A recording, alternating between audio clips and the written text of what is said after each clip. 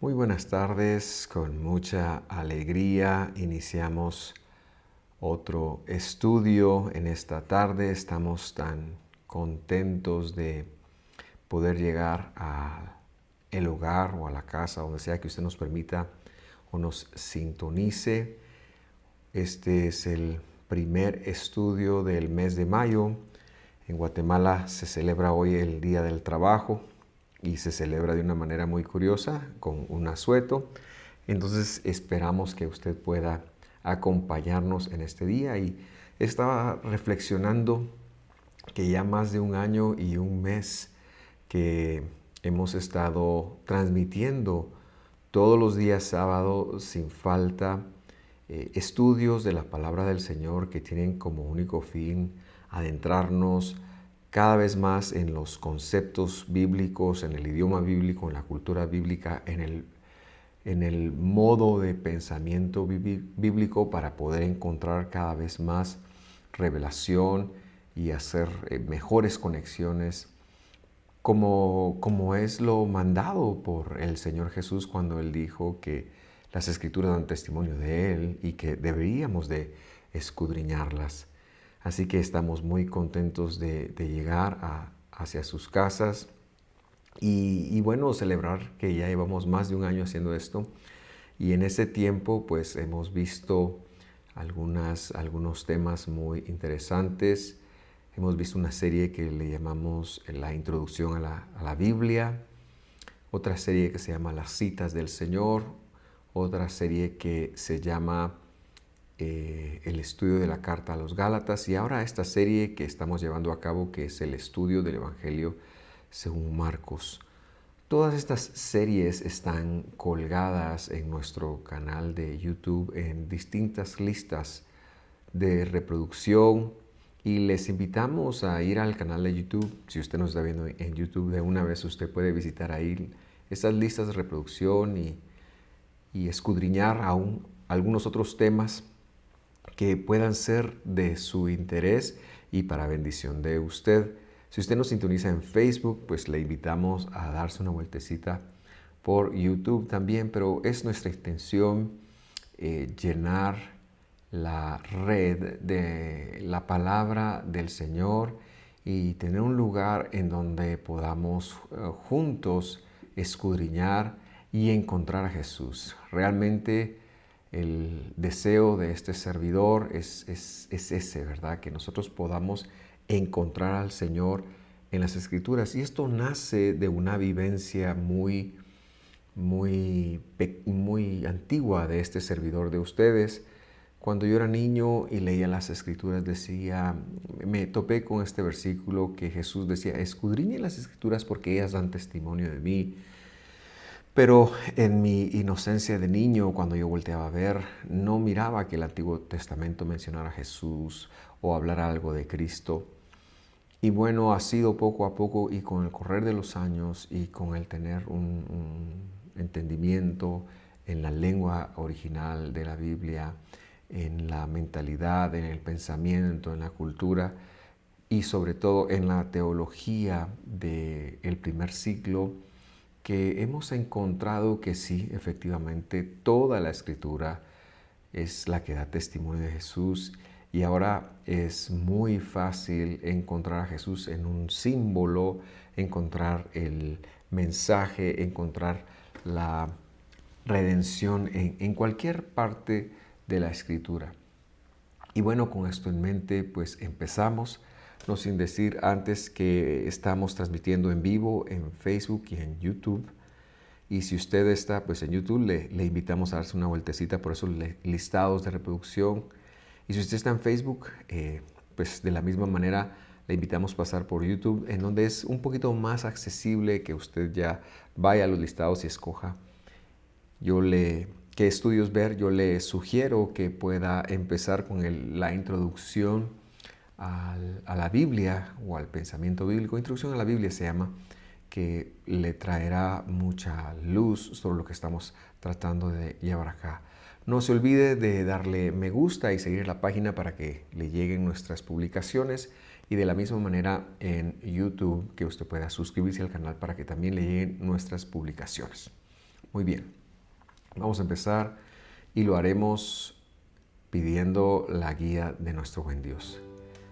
Señor, llegamos hasta acá después de una semana que a lo mejor hubo altibajos, situaciones, circunstancias, pero con la certeza de que estamos en ti, dependemos de ti. Y hoy llegamos a pedirte que nos ayudes a hacer conexiones nuevas, que nos ayudes a adentrarnos en tu palabra y que los conceptos que vayamos a ver hoy puedan ser clarificados por ti mismo dentro de nuestro corazón, no solo mientras lo vemos, sino después, mientras dormimos, mientras caminamos, mientras hablamos, que tú puedas clarificar nuestros pensamientos y conducirnos exclusivamente a ti, a tu palabra y a tu verdad. En el nombre de Jesús lo pedimos. Amén y amén. Muy bien, la semana pasada hablábamos de una introducción al Evangelio de Marcos y no voy a hacerlo muy largo porque tenemos bastante que empezar a cubrir, pero decir que el Evangelio de Marcos, muy bien su autor pudiera ser Juan Marcos, sobrino de Bernabé, por todas las razones que se han expuesto, y sin embargo también recordar que es una persona versado en Torá y que tiene esa carga de explicar el Evangelio, la deidad y lo que está en su corazón, en su escrito, a personas que no son del todo versadas en la Torá del Señor, en la ley del Señor, en las escrituras del Antiguo Testamento. Vamos al versículo 1 y solamente vamos a ver este versículo y esta es la tónica que vamos a tomar. Vamos a hablar de cada una de las palabras que están ahí: principio, evangelio, Jesucristo. Esta la vamos a dividir en dos. Y luego hijo y luego Dios, o bien dicho, Dios e hijo. Probablemente no terminemos allí porque los conceptos son bastante largos, pero queremos poner un fundamento para el resto del estudio del evangelio. Entonces le invito a acompañarme a leer el verso 1. Dice así: principio del Evangelio de Jesucristo, Hijo de Dios. Lo que queremos hacer es tomar cada concepto y después unirlos para comprender de una mejor manera la idea o la declaración de intenciones que ya el escritor está presentando acá. Primera palabra, principio. La palabra principio es la palabra griega arché, que si la traducimos sin ninguna interpretación teológica quiere decir inicio, principio de algo. Pero también es necesario entonces tener en mente qué significaba o qué está tratando de comentarnos el escritor judío que tiene una carga teológica en arameo que el griego recibe. Es decir, estamos comentando el Evangelio desde el idioma que tenemos en sus manuscritos más antiguos, el griego. Pero el griego lleva una carga teológica que durante siglos en Israel se ha estado realizando en arameo y por supuesto en hebreo. La traducción de la Biblia, conocida como la Septuaginta, es una traducción muy importante. Esta más o menos tiene una fecha de 250 años antes de Cristo. Y esa traducción es muy importante porque conectamos en griego cómo fue que pasaron las palabras hebreas. Y eso nos dice mucho porque entonces sabemos cuál es el concepto teológico que el griego está tratando de ampliar o de decir para que lo busquemos en la profundidad del idioma revelado, que es el idioma hebreo. Y para la palabra arché, que es palabra griega, repito, esta palabra traduce la palabra hebrea reshit. Ahora, reshit no solamente marca el inicio de algo, sino que tiene un paso más allá. Por ejemplo, en el primer versículo de la Biblia dice, en el reshit o por el Reshit, podría decir también en o por el Reshit, creó Elohim, Dios, los cielos y la tierra, etcétera, etcétera. O sea, si transliteramos, podríamos decir que el primer versículo de la Biblia, mezclando griego, hebreo y castellano, en o por el Reshit, arge en griego, Elohim, esto es Dios, creó, etcétera, etcétera. La palabra Reshit, más que el principio de algo, el inicio de algo, nos habla de la primicia o de lo más importante de esto. Marcos estaría señalando que este no es el principio del Evangelio, porque hay autores como Lucas y como Mateo que nos cuentan eventos aún anteriores, ¿verdad? Cuando Jesús nace.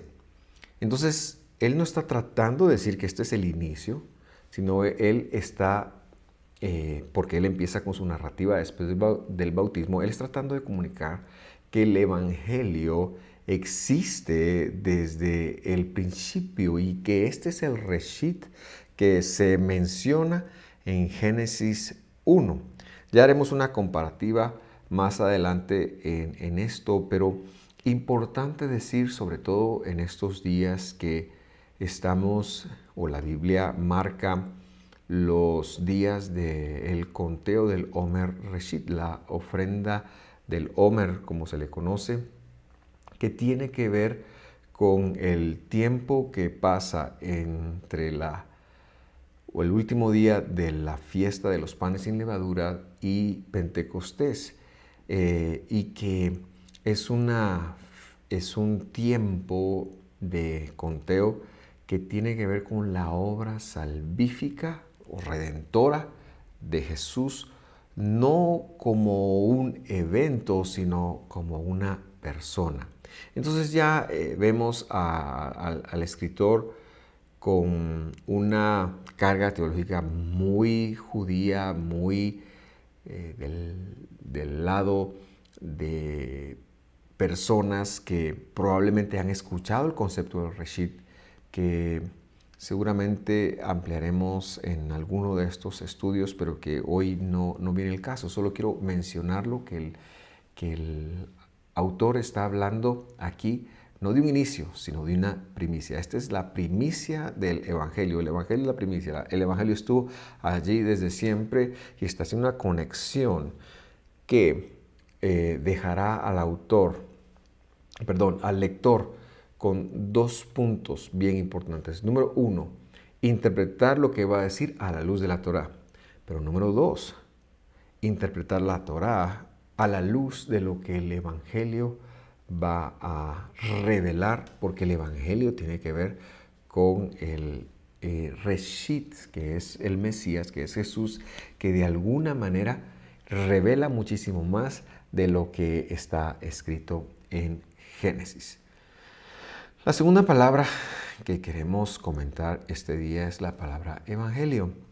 Recuerdo desde muy pequeño que me enseñaron que la palabra evangelio quiere decir buena nueva.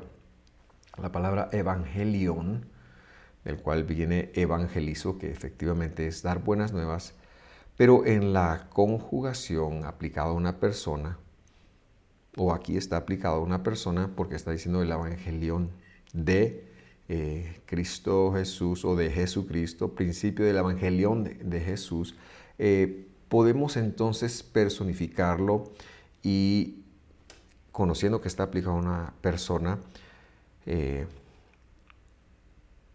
recordamos lo que hablábamos hace una semana.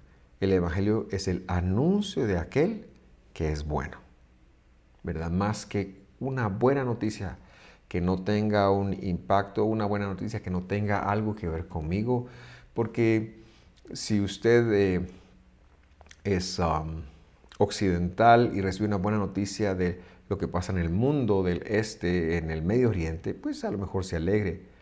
Pero la idea que Marcos tiene aquí es la relevancia que el Hijo de Dios tiene para nosotros. Entonces el Evangelio, más que una buena nueva, es el anuncio de aquel que es bueno. Y esto lo podemos encontrar en los profetas. Le invito por favor que me acompañe a el capítulo 52, versículo 7 de Isaías. Isaías 52, 7 lee de la siguiente manera. Qué hermosos son sobre los montes los pies del que trae buenas nuevas. Por favor, quiero que vea del que trae buenas nuevas, del que anuncia la paz, del que trae las nuevas de gozo, del que anuncia la salvación. Y dice a Sión, tu Dios reina. La expresión que se traduce en 3 palabras al castellano, trae buenas nuevas, en hebreo es solo una palabra, es la palabra mevaser. Y es un concepto que se conoce como besorá, y por eso sostenemos que el Evangelio es el anuncio de aquel que es bueno, porque el profeta señala que hermosos son los pies de aquel, de una persona. No se está refiriendo en sí a cualquier evangelista, a cualquier persona. Es una persona específica a la quien se está definiendo y que es alguien que se va a parar, va a traer nuevas de gran gozo y va a traer la salvación. Y va a decir a Sión, al pueblo de Dios aquí en la tierra, tienes un Dios y Él reina. Y esa persona solamente puede ser nuestro Redentor, solamente puede ser Jesucristo. Esta es una escritura mesiánica que solo puede aplicarse a Jesús. Por supuesto, una vez más, cuando alguien habla en el nombre de Jesús es hermoso, pero es a partir de Jesús. Si Jesús todavía no hubiera venido, esto no tendría una connotación personal.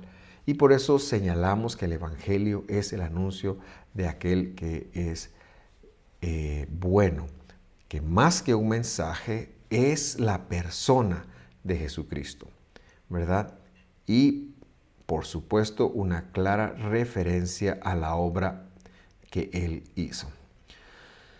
La tercera palabra, y queremos ir despacio porque queremos sentar la base de lo que luego usaremos en muchos pasajes de Marcos, pero queremos explicar de dónde vamos a usar esa base. Por eso estamos haciéndolo de una forma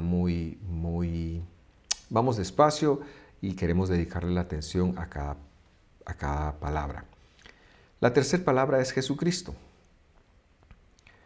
Y para efectos prácticos vamos a desarrollar esta palabra nuevamente. Digo nuevamente porque la he desarrollado ya en la introducción al pensamiento bíblico, pero mencionar que Jesucristo viene de 2 vocablos griegos, Isus Christus.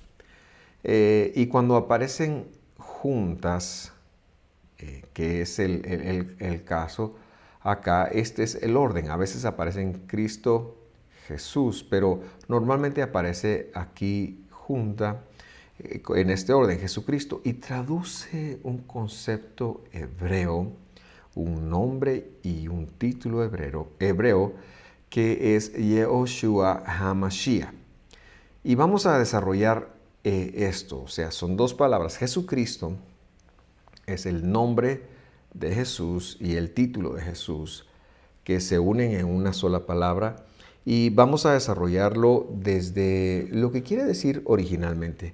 Yo le invito vamos a ver, el primer nombre es Yehoshua, y vamos a buscar Zacarías capítulo 3, versículo 1, para que usted lo tenga, vaya construyendo sobre lo que significa el nombre.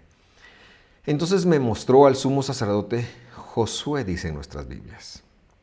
Este Josué también es el mismo nombre del ayudante de Moisés allá en el libro de Éxodo, en el Pentateuco. Dice, entonces me mostró al sumo sacerdote Josué que estaba delante del ángel del Señor y Satanás estaba a su derecha para acusarlo. En algún momento esta es una profecía que tiene que ver con nuestro Redentor, pero no quiero hablar de eso ahora mismo, sino quiero señalar aquí que el nombre que se dice en español, que han transliterado al español como Josué, es la palabra hebrea Yehoshua. Y lo vamos a colocar, estará ahora en sus pantallas. Y yo quiero que me acompañe a leer de derecha a izquierda. Y de derecha a izquierda está una letra Yod, una letra Hei, una letra Vav, que esta es la que hace de vocal, una letra Shin y una letra Ayin. Y ahí dice Yehoshua. Y Yehoshua, a su vez, es una palabra compuesta. Cuando el mensajero de Dios se para frente a Miriam, la mamá de Jesús, le dice, vas a tener un hijo y este hijo se va a llamar Yehoshua. No le dijo Jesús, no le dijo Yahshua, no le dijo Yeshua o lo que se ha mencionado. Le dijo, él se llamará Yehoshua. Y Yehoshua es una palabra compuesta. Quiero mostrarle en primer lugar el siguiente nombre en hebreo. Son 3 letras. Yud, Hei, Vav. Entonces, esta palabra, Yehoshua, tiene en sus primeras 3 letras la Yod, la Hei y la Vav. Y estas son las primeras 3 letras del nombre inefable, el nombre que en las Biblias castellanas se traduce como Señor o Jehová. Le voy a mostrar ahora el nombre completo. Es Yud o Yod, Yud Hei Vav Hei. Este nombre en la Biblia es el atributo de la justicia de Dios. Cuando Dios está hablando con Moisés en la zarza, le dice que a los padres no se reveló con este nombre. Y dice, este es mi nombre, y por el cual me daré a conocer. Y tenía que ver con justicia, porque era lo que ameritaba en ese momento que Dios ajusticiara a Egipto, porque Egipto no estaba actuando bien.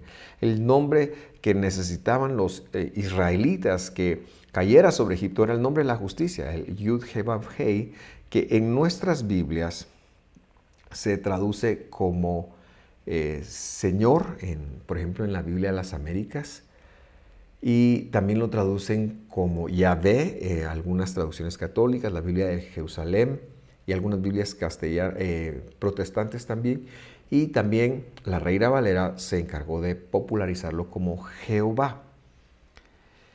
Entonces podríamos decir que este es otro de los atributos del Señor y está relacionado con la justicia. Entonces, la justicia de Dios. Y luego dice, volviendo al nombre de Jesús, Shua. Shua viene de un vocablo que se dice Yeshua o Yeshua, no sé cómo se diga, pero Shua está aquí, que son 2 letras, una Shin y una Ayin, y viene de la palabra salvación, que en hebreo es Yud, Shin, Vav, Ayin, Hei, que es salvación. El nombre de Jesús, Yehoshua, en hebreo, literalmente quiere decir Jehová, Yahvé o el Señor salva. El atributo de la justicia del Señor salva. Es muy curioso que con el peso del atributo de la justicia del Señor, no con el atributo del amor, Él tomara ese nombre para venir a salvar. ¿Por qué? Porque hay una demanda de la justicia. Entonces decimos Yud He Vav Hei, el nombre inefable, el atributo de la justicia del Señor, que busca el juicio. Él está salvando. Y bueno, ¿qué sucede? ¿Por qué llega a nosotros como Jesús? Bueno, esto es porque el nombre que el mensajero le pidió a Miriam, como ya dije que se llamara, pasó al arameo como Yeshua o Yeshua. O incluso también llegó al griego, después de esto llegó al griego como Yehoshua o Yeshua, como haya llegado. Pero el griego no tiene el sonido SH, que usted encuentra acá. Es decir, el gobierno no tiene nada que ver aquí, pero el griego, el idioma griego, no tiene un sonido para la letra shin, que es muy común en hebreo. Entonces, en lugar de decir Yeshua, ellos el nombre se traduce, pasa como Isus. Eh, y este Isus es como estuvo por 1000 y pico de años hablándose en la cristiandad. De hecho, si usted busca la Biblia del oso, yo se la traje acá para leer conmigo cómo se decía Jesús, o para leer, el mismo comentario, el mismo versículo de Marcos, 1:1, usted encontrará, si lo lee conmigo en español antiguo, que dice, presumo, el Evangelio de Jesús. Muy similar a como se dice en griego. El Cristo, hijo o Cristo, puede ser hijo de Dios. Entonces, si usted ve, el nombre no llevaba J al principio, sino que la J hacía otra función, y es más o menos hace unos 500, 400 años, en donde ya la J recibe la función que hoy por hoy tiene de J, ¿verdad? Y es que al ponerle J al nombre, para diferenciarlo de la I, nos llega a nosotros como Jesús, pero por ejemplo en inglés, que tiene un sonido, la J distinto, es Jesus o Jesus. Un poquito más cercano a como era en el original. Pero bueno, lo más importante que yo quisiera recalcar es que el nombre es Yehoshua. Yehoshua. El Señor salva, la justicia del Señor salvando. Y luego está el segundo concepto, es el concepto de Cristo o Christos en griego. Ahora, si usted consulta qué quiere decir la palabra Cristo en griego, se va a encontrar que el diccionario dice ungido. Pero en hebreo, Mashiach es mucho más que ungido. Por ejemplo, un Cristo también era el nombre que recibía la piedra sobre la cual se derramaba un aceite para teñir las telas. O sea, es un nombre muy, muy común. Eso no sucede en hebreo. En hebreo, ungido, Cristos, se dice Mashiach. Y el vocablo, la palabra Mashiach, se le ha traducido con artículo, Ha-Mashiach. Y esto representa todo un concepto escritural que es necesario explicar. Vamos a Levítico capítulo 4, versículo 5. Dice de la siguiente manera: el sacerdote ungido tomará de la sangre del novillo y la traerá a la tienda de reunión. En hebreo diría, tomará el sacerdote el ungido, es decir, el Mashiach. Aquí tiene un artículo definido, el Mashiach. Y yo le coloco ahí ahora mismo cómo se diría Mashiach en hebreo, cómo se escribiría HaMashiach. Esta palabra no es un título, tiene una función teológica, y en este caso era el sacerdote que había sido ungido, es decir, destinado para una encomienda de parte del Señor. Eso es lo que quiere decir Mashiach. Perdón, eso es lo que quiere decir al final Cristo. El apartado, el designado, el escogido, el empoderado para una función específica. Jehová salva, el apartado para eso. Entonces el título Jesucristo significaba precisamente la designación de Dios la teología de los siglos -2, -1, 1, 2, 3 y 4, sobre todo del lado judío, llegó a cobrar mucha relevancia este término, porque más que un nombre es un título, es una función de Dios. En este caso que acabamos de leer en Levítico, la designación estaba sobre los sacerdotes, que tenían como mandamiento hacer reconciliación temporal, como una proyección de lo que después Jesús haría entre Dios y su pueblo. Era un ejercicio pedagógico hasta que él mismo lo hiciera.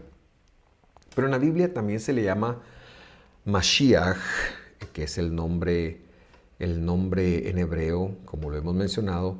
Mesías quizás es en castellano, a sacerdotes, reyes, profetas, porque todos tenían una función de parte de Dios. Es más, hasta hoy hubo un rey pagano, Ciro, que se le llamó Mashiach o Mesías. Si nosotros somos honestos, no existe una escritura que diga específicamente que va a venir un Mashiach o que Jesucristo, el Mashiach, va a venir sobre su pueblo. En las escrituras hebreas, los ungidos, los Mashiachs, de los que la Biblia hablan, antes de la venida de Jesús, eran todos hombres con una función específica de parte de Dios. Ahora, cuando Dios empezó a prometer en la escritura la redención, Él no dijo que va a venir el Cristo, que va a venir el Mashiach, para que nosotros no, no sé por qué lo hizo, pero no lo dijo, sino que cuando Él prometió la redención, por ejemplo, le dijo a la mujer, la simiente de la mujer, pues se lo dijo a la serpiente. En Isaías dijo que Él mismo vendría. A David le prometió que alguien de su simiente, de su semilla, que como ya hemos visto, no necesariamente implica descendencia, porque nosotros los creyentes en Jesús, como le enseña Gálatas, somos de la semilla, de la simiente de Abraham. En ese sentido, Dios le prometió a alguien, a David, que vendría de su simiente, un rey que no tendría fin.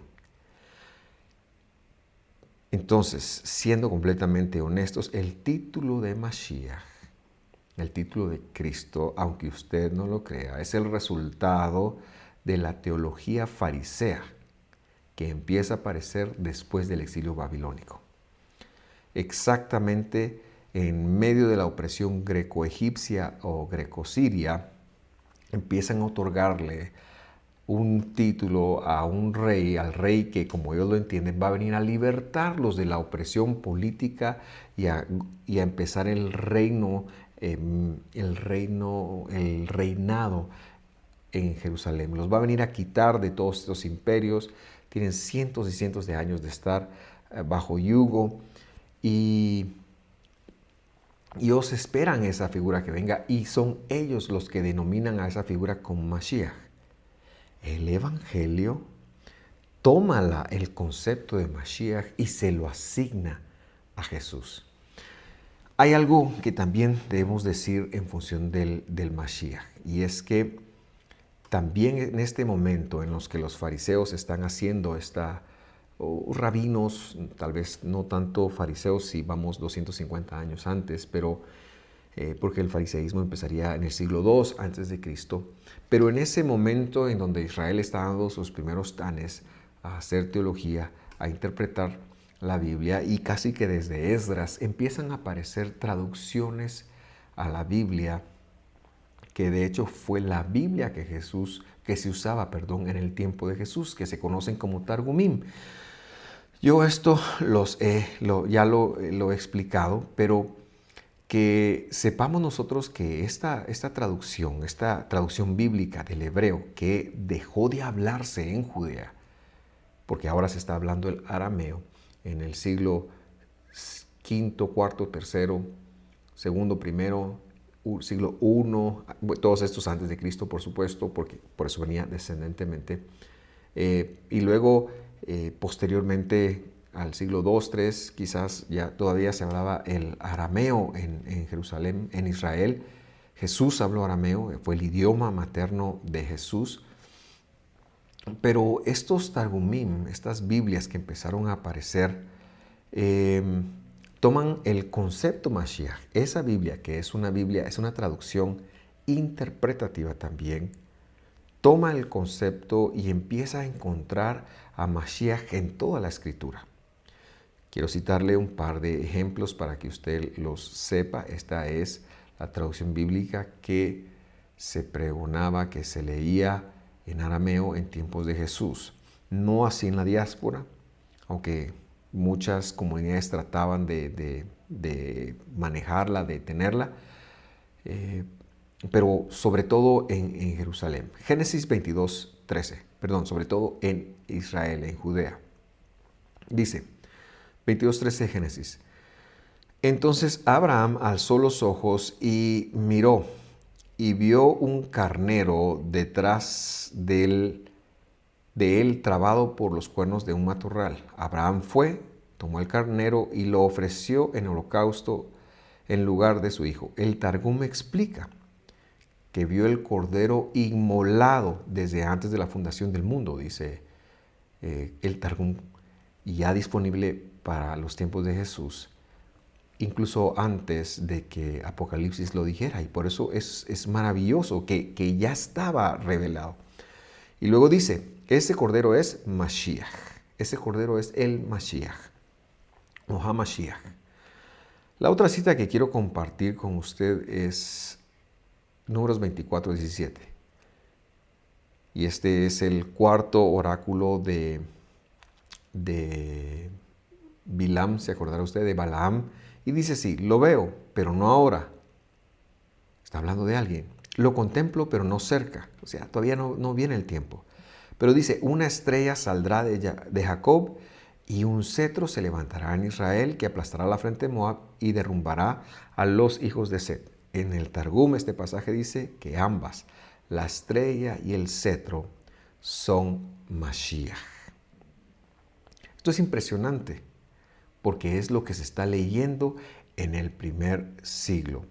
Y entonces este escrito contemporáneo de Pablo y de todos los escritores del Nuevo Testamento, por supuesto también de los esenios, fariseos y saduceos, la Biblia que usó Pedro, Juan, Lucas, en fin, los escritores del NT, viene y etiqueta correctamente a Jesús como el Mashiach.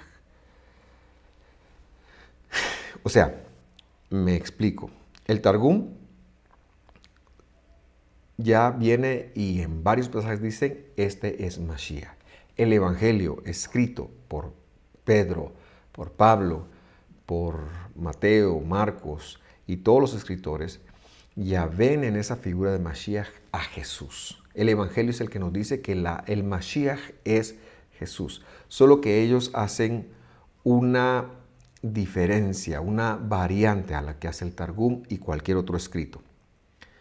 Ellos ven en el Mesías, en Mashiach, en Yehoshua HaMashiach, en Jesucristo, nada más y nada menos que a Dios mismo. El fariseísmo, que era el único que esperaba un Mashiach, los esenios esperaban un maestro iluminado, pero el fariseísmo esperaba un Mashiach político que los viniera a rescatar y a reinar para siempre. Pero el Evangelio, político y humano, humano. Ellos esperaban un Mashiach humano, los fariseos. Pero el Evangelio se encarga de decir, Mashiach no es humano. El Cristo es divino, no es un superhumano, es Dios mismo que se ha disminuido para cumplir una función. Y esta colaboración del Evangelio es a su vez una interpretación correcta de la Torá, de la ley de Moisés, de los escritos, especialmente los salmos. Hay muchísimos salmos que lo mencionan ya de hoy en ocho, con el favor de Dios veremos alguno. Y de los profetas. Entonces quiero dejar, para ya ir cerrando este estudio y dejar el resto del versículo 1 para la próxima semana, mencionar a Isaías capítulo 7, versículo 14. Por tanto, dice, el Señor mismo les dará esta señal. Una virgen concebirá y dará a luz un hijo y le pondrá por nombre Emmanuel. Immanuel dice que este versículo usa el verbo natán, significa dar o poner, y puede leerse como el Señor. Por lo tanto, pondrá el Señor mismo esta señal. Una virgen concebirá, es decir, Dios mismo se pondrá allí. Él nacerá y será llamado su nombre Immanuel. Immanuel quiere decir Dios con nosotros.